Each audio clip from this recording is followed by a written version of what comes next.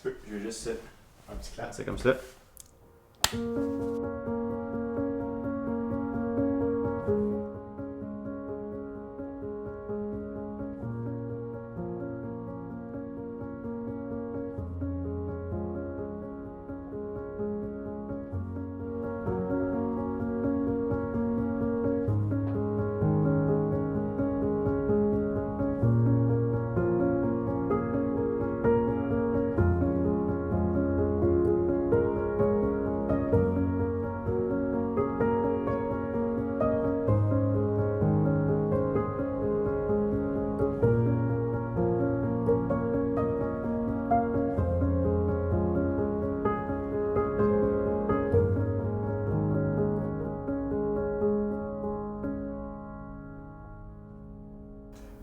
Cool. Fait que, salut. Salut.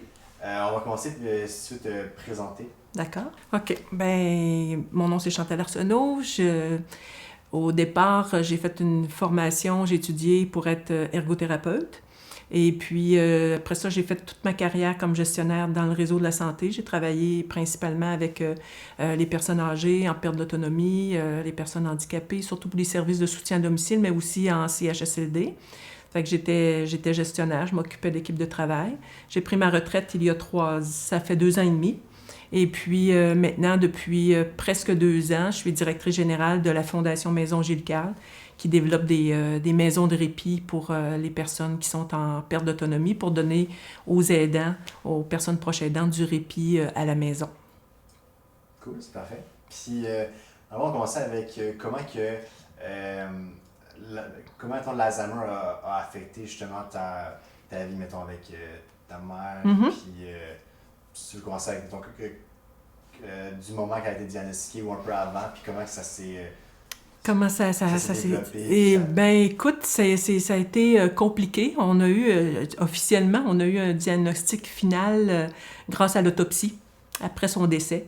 Mais donc, puis comme c'est un Alzheimer précoce, on situe qu'elle a commencé à avoir des problématiques, je dirais, suffisamment subtiles, mais assez pour qu'on s'en rende compte. Elle avait 58 ans. Fait que moi, à ce moment-là, je demeurais plus avec elle. Là. On est 6 enfants chez nous. Elle demeurait, elle, encore à Rimouski avec mon père. Puis j'avais une de mes sœurs, un frère qui était là. Les autres, le reste de la famille était à l'extérieur. Ça fait on la voyait pas si souvent, mais à chaque fois qu'on la voyait, on se rendait compte de comportements un peu étranges. Au début, on n'a jamais pu penser que ça pouvait être l'Alzheimer aussi jeune. Fait qu'au début, on se disait peut-être qu'elle fait une dépression, bon, peut-être qu'elle n'est pas bien. Ça fait qu'on se posait des questions, et on s'en parlait entre nous, la fratrie. Mais c'était quelque chose qu'on ne pouvait pas aborder avec ma mère. Ma mère, c'était quelqu'un de très, très orgueilleux. C'était le pilier de la famille. C'est elle qui gérait un peu tout. C'est elle qui contrôlait un peu les relations. Ça fait et de quelqu'un de très, très, très, très orgueilleux. Donc, on ne pouvait pas l'aborder sur n'importe quoi. Ça fait qu'au début, elle essayait de voir pourquoi elle avait ces comportements-là, pourquoi elle oubliait. C'était difficile. Et puis, tranquillement, on a commencé à parler que ça pouvait être un Alzheimer, je dirais, 2 ans après qu'on s'est rendu compte là, là, on a commencé à mettre le mot sur les comportements. On s'en parlait au niveau de la fratrie, mais on s'est dit, est-ce que ça pourrait être un Alzheimer? Ça ressemblait à ça. Moi, j'étais dans le réseau de la santé, une autre de mes sœurs aussi, 2 autres de mes sœurs. Fait qu'on trouvait que ça pouvait commencer à ressembler à ça. Si on essayait d'aborder le sujet avec elle, c'était une fin de non-recevoir. Ça la rendait même agressive, je dirais. Fait que on savait pas trop comment gérer ça. Puis c'est à partir du moment où on s'est senti à l'aise d'en parler à notre père, puisqu'il vivait avec elle au quotidien, que là, c'est devenu plus facile pour nous parce qu'on avait quelqu'un qui était à côté d'elle, puis son conjoint, évidemment, quelqu'un qui confirmait nos dires. Là, on s'est dit, c'est vrai, elle va pas bien. Je m'en rends compte moi aussi. Fait que je dirais, à partir de ce moment-là, on s'est beaucoup rapproché de notre père, qui autrement était peut-être un petit peu plus éloigné de nous. C'était vraiment notre mère, le pivot central, mais là, on s'est rapproché de notre père. Fait qu'à partir de ce moment-là, ça a été des années difficiles, là, parce qu'elle a commencé on situe ça, comme je disais, à 58 ans. Elle est décédée, elle avait 70 ans, un mois avant ses 70 ans. Ça fait que ça a été 12 années excessivement difficiles, parce que c'était une détérioration lente, mais qu'on voyait quand même, qu'on observait à chaque fois qu'on la rencontrait. Encore, tout le long de sa maladie, c'était pas possible de lui en parler. Elle mettait toutes ses énergies, voire même une forme d'agressivité à convaincre qu'elle n'était pas malade, à cacher ses pertes, et puis de plus en plus difficile. On voyait presque la terreur dans ses yeux, parce que je pense qu'elle se rendait compte qu'il y a quelque chose qui allait pas bien, mais elle était incapable de s'ouvrir aux gens puis de dire « je vais pas bien ». C'était vraiment fermé. Fait que de même envisager de l'amener voir un médecin pour qu'il puisse diagnostiquer, pour qu'on puisse avoir des services, c'était pas possible. On a réussi à avoir un rendez-vous un peu en cachette auprès d'un médecin en justifiant qu'elle avait mal dans le cou.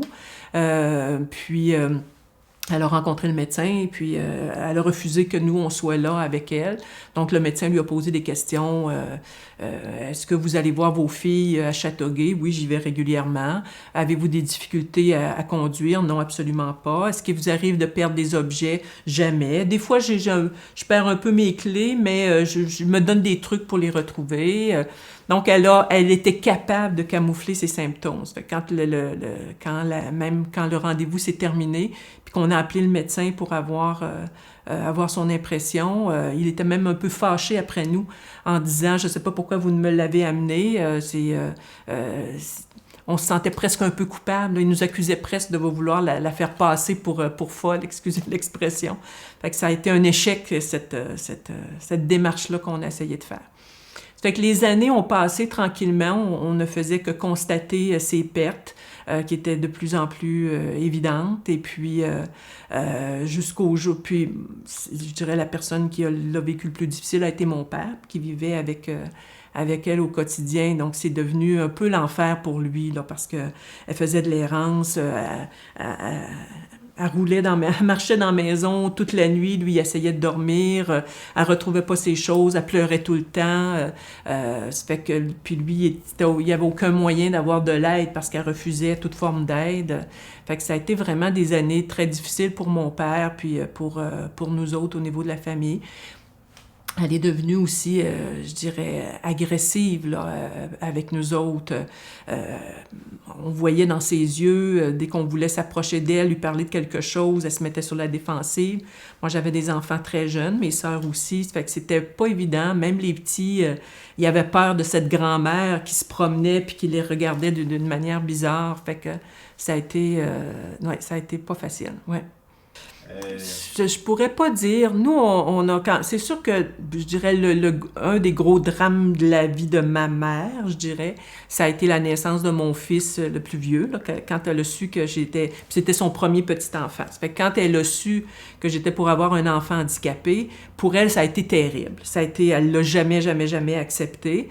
Mais là, on parle de 1992. Puis, on trouvait que dans les années qui ont suivi, son comportement a changé, là. Elle est devenue plus amère, c'est qu'on s'est des fois demandé est-ce que ce serait l'élément déclencheur, mais encore une fois, on a commencé à se rendre compte de ces symptômes autour de 95-96, mais peut-être que ça a été un élément déclencheur, puis on n'a pas vu les symptômes. Mais dans ce qui a été extrêmement difficile pour elle, c'est que elle a commencé sa maladie, elle était encore au travail comme professeure, puis elle était professeure de musique, et puis elle avait au primaire, puis elle enseignait la musique dans 5 écoles différentes, ça fait qu'elle avait à peu près 500 élèves. Ça fait que les 2 dernières années de sa vie d'enseignante, puis c'était une excellente enseignante, là, les gens l'aimaient beaucoup, mais elle est devenue insupportable, puis elle était plus capable de se souvenir. Elle se souvenait presque pas des enfants. Quand ça venait le temps de faire les bulletins, qu'elle amenait ça chez elle, puis qu'elle voyait le nom d'un enfant, elle se souvenait plus c'était qui. Ça fait qu'elle mettait à peu près n'importe quelle note, à peu près n'importe quel commentaire. Les parents étaient pas contents après parce que trouvaient que ça ressemblait pas à leur enfant. Le directeur d'école, il trouvait qu'elle était plus compétente, mais personne ne savait pourquoi elle était comme ça, t'sais. Ça fait que ce qui fait qu'elle a terminé sa carrière, comme quelqu'un dont on a hâte qu'il termine parce que elle devient incompétente. Puis ça, j'ai toujours trouvé ça terriblement triste parce qu'elle a eu une belle carrière, elle a été un professeur aimé, mais les dernières années, la maladie a fait que, puis son refus de parler de ses problèmes a fait que ça a été un peu, elle a été rejetée, puis elle a terminé sa carrière, tu sais, de manière un peu triste, là. Fait que, puis l'anticipation de la retraite pour elle lui faisait terriblement peur. Ça fait qu'on s'est souvent dit, c'est pour ça qu'elle fait une dépression, c'est pour ça qu'elle est pas bien, parce qu'elle va prendre sa retraite. Fait que, qu'est-ce qui a fait, c'est difficile dans cette période-là, qui est de la naissance de mon fils, l'anticipation de la retraite, etc. Est-ce qu'il y a un élément déclencheur parmi ça? Peut-être, mais on n'a pas pu. Oui. Il y a eu, je dirais, entre 1995-96 et l'année 2000, là, les 5 premières années, ça a été ce contexte-là que je t'explique. À partir de 2000, il y a eu un épisode à un moment donné où est-ce qu'elle a fait un peu d'insuffisance cardiaque, avait de la difficulté à respirer. Fait qu'on l'a amené chez le médecin, puis là, le médecin qui l'a pris en charge, qui était plus un gériatre, lui, il s'est rendu compte que ça allait pas. Fait que, et puis, plus ça allait, plus c'était difficile pour mon père. Et puis, tranquillement, je dirais que elle lâchait prise, là. Elle était plus capable de camoufler, de cacher, elle était plus capable de faire à manger, elle était plus capable de rien faire. Et puis, nous, on essayait, à un moment donné, c'était devenu trop lourd pour mon père. Lui, il voulait pas la placer. En même temps, il se rendait compte que tout seul, il y arriverait pas. Fait nous, on avait peur de perdre notre père aussi. On se disait, on va les perdre les deux. Il était en train de s'épuiser. Et puis, là, il est venu un temps où est-ce qu'il a envisagé, il a dit, je serai plus capable tout seul. Fait que le médecin lui a dit, il faudrait que vous la placiez. Il nous a consultés, nous. Il voulait pas y aller contre notre gré, mais en même temps, on s'est dit, je pense qu'il faudrait envisager Puis, il essayait vraiment de la placer au moment où elle serait pas capable de se rendre compte qu'elle était placée. Parce qu'il s'est dit, si je l'amène quelque part puis que je la laisse là, elle va tellement m'en vouloir, elle comprendra pas, elle va vouloir revenir. Fait qu'il avait comme un peu dit, écoute, je vais t'amener à un endroit où tu vas te reposer, parce qu'elle disait, je me sens pas bien, tu vois que je suis pas bien. Fait qu'il avait dit, je vais t'amener là, tu vas te reposer pendant un bout de temps, il va y avoir des infirmières, vont prendre soin de toi, puis probablement que, tu sais, ça va peut-être t'aider. Il a essayé de trouver un moyen pour la faire rentrer au foyer à Rimouski. Puis elle a accepté, elle a dit, c'est une bonne idée, j'accepte. Puis finalement, la journée où il l'a amené, lui, il pleurait, il l'a rentré dans sa chambre, et puis là, elle s'est mise à pleurer, puis elle a dit, je peux pas croire que tu me laisses ici tout seul. Ça, pour mon père, ça a été comme une claque, puis bon, il s'est raisonné, il est retourné chez lui. Il a vécu de la culpabilité pendant 1 mois ou 2, puis il a fini par en faire un infarctus, juste par la culpabilité puis la peine qu'il avait. Il s'en est sorti, mais ça a été comme un élément pour nous qui nous a démontré aussi qu'il était totalement épuisé. Ça fait qu'à partir du moment qu'elle rentrait au CHSLD, dès qu'il était plus là, c'est comme si elle l'oubliait, dans le fond. Ça fait qu'on voyait qu'elle était prête, là. Quand il allait la visiter, il allait tous les jours. Puis là, elle disait, ramène-moi à la maison. Mais c'était toujours difficile quand il quittait. Mais un coup qu'il était parti, les infirmières disaient, non, elle continue de se promener, elle fait de l'errance. Elle en perdait vraiment tranquillement. Puis moi, elle continuait de me reconnaître. Mais je dirais peut-être elle est rentrée en CHSLD en 2002. Puis je dirais, la dernière fois qu'elle a nommé mon nom, que je suis allée, puis elle a dit « Ah, c'est Chantal », ça devait être en 2003 ou 2004. Puis tu vois, elle est décédée en 2008, là. Mais la détérioration, ça a duré quand même 12 ans, je dirais, sa maladie. Des fois, c'est un peu plus court quand ils sont plus âgés, mais ma mère était en bonne santé. Ce qui fait que c'est la maladie qui l'a emportée. Puis à la fin, quand elle est décédée en 2008, elle a été totalement grabataire, là. Ça faisait quand même un bout de temps qu'elle ne marchait plus. Elle était nourrie. Elle pesait à peine 60 livres, là, tu sais. Ça fait qu'elle était en fauteuil gériatrique. Elle n'avait plus du tout conscience de rien. C'est devenu plus facile pour nous, la famille, à partir du moment où elle a totalement perdu conscience de la réalité. Ça a été difficile pour nous quand on voyait qu'elle se rendait compte qu'elle allait pas bien, quand elle demandait pour s'en retourner à la maison, quand elle pleurait continuellement. Mais quand elle est devenue complètement démente, on va dire là, que la démence a fait qu'elle a perdu complètement la mémoire, même je dirais qu'elle nous reconnaissait plus, puis elle était plus comme un petit enfant qu'on va voir, qu'on essaie de faire sourire et tout.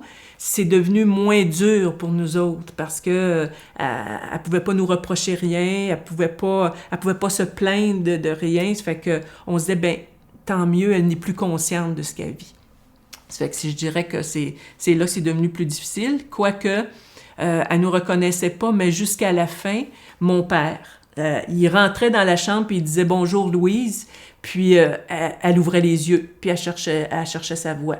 Alors que n'importe qui d'autre entrait, que ce soit l'infirmière, on lui disait bonjour maman ou elle continuait de fixer le mur. Mais dans sa mémoire à elle, la voix de mon père jusqu'à la fin, c'est ce qui faisait que, tu sais, si elle entendait la voix, elle tournait le regard pour essayer de le chercher.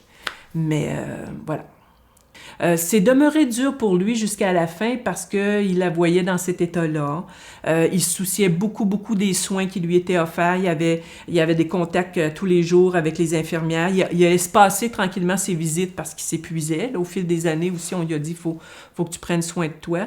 Mais je dirais que c'est une autre sorte de peine pour lui. Il la regardait puis il se disait, mon Dieu, si elle se voyait, elle serait tellement découragée. Ma mère... je dirais, outre peut-être tout l'aspect judéo-chrétien autour de la mort ou du suicide, c'est sûr que en pleine connaissance de cause, c'est quelqu'un qui aurait demandé l'aide médicale à mourir. Si elle avait su qu'elle serait arrivée dans cet état-là, c'est certain qu'elle n'aurait pas voulu vivre ça. Mais bon, encore une fois, j'anticipe parce que, comme je disais, c'était quelqu'un qui était catholique puis qui avait certaines valeurs associées à la religion catholique. Mais c'est que pour mon père, ça a été une autre sorte de peine. La peine quand il communiquait avec elle puis qu'il essayait de la rassurer, etc., puis qu'il n'y arrivait pas, c'était difficile. Mais après ça, quand elle pouvait pas communiquer, même s'il était content quand il arrivait, puis qu'il lui disait « Bonjour Louise », puis qu'elle tournait le regard, puis elle le regardait, là, il était content. Il se disait « Elle sait que je suis là », ça fait que ça lui faisait du bien à lui. Il y a des gens qui se disent « Ben ça sert à rien d'aller la voir, elle me reconnaît pas et tout », mais c'est sûr que le moment présent, quand on lui fait du bien, juste de la promener, de la caresser, lui parler, lui faire écouter de la musique. Ma mère, c'était une musicienne, c'était un professeur de musique, ça lui faire écouter de la musique. Dans le moment présent, ça lui faisait du bien, ça la calmait. Puis on savait que quand on partait, le sentiment de bien-être restait, même si elle savait pas pourquoi elle était bien, là. C'est pour ça que c'est hyper important pour les gens de continuer à aller visiter les gens qui sont atteints d'Alzheimer, même s'ils se disent ça sert à rien, tu sais, elle me reconnaît pas, là, tu sais. C'est sûr que pour ma mère, le fait qu'elle a commencé son Alzheimer à 58 ans, pour nous, ça a semé aussi, outre ce que ça nous faisait vivre, par rapport au fait qu'on aimait notre mère, notre père et tout, ça nous a ramené à notre propre situation à nous en se disant, mais mon Dieu, est-ce que c'est héréditaire? Est-ce que nous autres, dans la famille, on risque de souffrir d'Alzheimer précoce aussi? On sait que quand c'est un Alzheimer précoce, il y a plus de risques que ce soit héréditaire. Fait que c'est certain que depuis des années, là, ça fait 11 ans qu'elle est décédée, puis bon, après ça a duré 12 ans. Ça fait qu'on vit avec cette crainte-là depuis tout ce temps-là. Mes sœurs et moi, mon frère et moi, on s'en parle régulièrement. À la rigueur, on essaie de dédramatiser en se taquinant, tu sais, à partir du moment que je dis « Où est-ce qu'est ma sacoche? » On a entendu cette phrase-là entre nous de la part de ma mère pendant des années. Fait que là, on se taquine, tu sais, bon, ça y est, tu sais... mais on essaie de blaguer avec ça, mais on a peur quand même, là, tu sais. Fait que moi, mon suivi médical avec mon médecin, je lui en ai parlé dès le départ. J'ai dit, ben moi, j'ai une mère qui a débuté un Alzheimer à 58 ans, donc je vous le dis, puis surveillez-moi. Si j'ai des craintes, si j'ai des symptômes ou tout ça, ben je vais venir vous en parler, puis allumer que ça pourrait être ça. Fait qu'on vit avec cette crainte-là. J'ai eu 58 ans le mois passé. Fait que j'arrive dessus pile. Je suis la plus vieille de la famille. Je pense que toutes mes sœurs et mon frère me regardent aller en se disant, on va voir si c'est elle qui l'attrape en premier. Je vieillis, fait que puis je fais beaucoup de choses, beaucoup tout le temps. Ça fait que dès que j'oublie quelque chose, je vais, tu sais, je m'en vais chercher quelque chose. Je fais une tâche, je me dis, je vais en profiter pour aller faire ça. Je vais descendre en bas, j'arrive au sous-sol, je me dis, qu'est-ce que j'étais venue chercher donc? Qu'est-ce que j'étais censée faire? Bon, là, je me dis, j'étais distraite. Bon, ça me revient, là, je me dis, oui, c'est ça que j'étais venue faire. Mais je suis beaucoup à l'affût de symptômes. Alors, je suis en alerte constamment en me disant, est-ce que c'est ça? Est-ce que c'est ça qui est en train de m'arriver? Fait que je me pose continuellement la question. Je pense que je fais ce qu'il faut pour essayer de prévenir, puis je peux pas faire plus. Fait que j'essaie d'avoir un mode de vie qui est sain. J'essaie de garder mon esprit occupé. Je travaille beaucoup, mais j'aime ça. J'essaie c'est ça, de faire des exercices. Je fais des exercices mentaux, des exercices de souvenirs, de mémoire. Ça fait que je me dis, je peux rien faire de plus que ça présentement. Ça fait que j'essaie de pas trop m'en faire avec, mon Dieu, qu'est-ce qui va arriver si jamais ça m'arrive? Parce que, anyway, si ça m'arrive, on prendra les décisions à ce moment-là. Puis m'en faire maintenant alors que je ne l'ai pas, je présume, ben ça sert à rien, je me gâche mon présent. Là. Mais il est certain qu'on vit, ma famille et moi, avec cette crainte-là continuellement. C'est d'apprendre à vivre avec ça. Un peu comme si ma mère avait eu le cancer du sein, puis je me serais dit, c'est héréditaire, est-ce que je vais l'attraper à un moment donné? Là? Fait que, voilà. Mais on sait que l'Alzheimer, on n'en guérit pas. Fait que, on ne sait pas de quoi on va mourir. Est-ce que je mourrai de l'Alzheimer un jour? J'espère que non. Puis j'espère que la science évolue assez rapidement pour faire que il n'y aura peut-être pas de maladie. Si j'avais à l'attraper, il n'y aurait certainement pas de maladie, mais un remède ou une guérison possible. Mais en attendant, j'essaie de vivre du mieux que je peux avec cette petite crainte-là qui est là, mais que je laisse pas m'envahir. Mais tu avais parlé justement comme quoi qu'il n'y avait pas de remède. Parce que en ce moment, je sais qu'il existe quelques je pense, médications puis quelques trucs, mais on sait que ça marche pas. Ça fait juste un peu comme diminuer les effets. Oui. Mais par rapport à ta mère, est-ce que vous aviez essayé des choses ou est-ce que ça a-tu marché un peu? Est-ce que... Non, parce que encore une fois, elle a jamais accepté elle a jamais accepté de se faire voir par un médecin. Il n'y a aucun médecin qui a été capable d'établir un diagnostic du temps où elle était encore à la maison puis qu'elle était encore capable de collaborer. On aurait aimé ça. On aurait aimé qu'elle puisse essayer une médication. Je me souviens, j'avais regardé une émission à un moment donné où la dame avait l'Alzheimer et puis elle avait entré dans le processus, elle a eu le diagnostic puis elle était capable de le dire. Puis elle disait, tu sais, moi, à tous les jours, je dis à mes enfants que je les aime parce que je sais qu'un jour, je les reconnaîtrai plus, je serai plus capable de leur dire. Fait que j'aurais aimé ça que ma mère, elle puisse être dans cet état d'esprit-là, tu sais. Mais non, on n'a pas été capable de lui faire donner cette médication-là. Tout ce qu'on a été capable à un moment donné, parce qu'elle avait des gros troubles de comportement, comportement perturbateur, beaucoup d'agressivité, donc on a été capable de lui donner une certaine médication pour calmer son angoisse, son anxiété, mais autrement, tout ce qui pouvait être essayé comme médication pour retarder son Alzheimer, on n'a jamais été capable de se rendre jusque-là.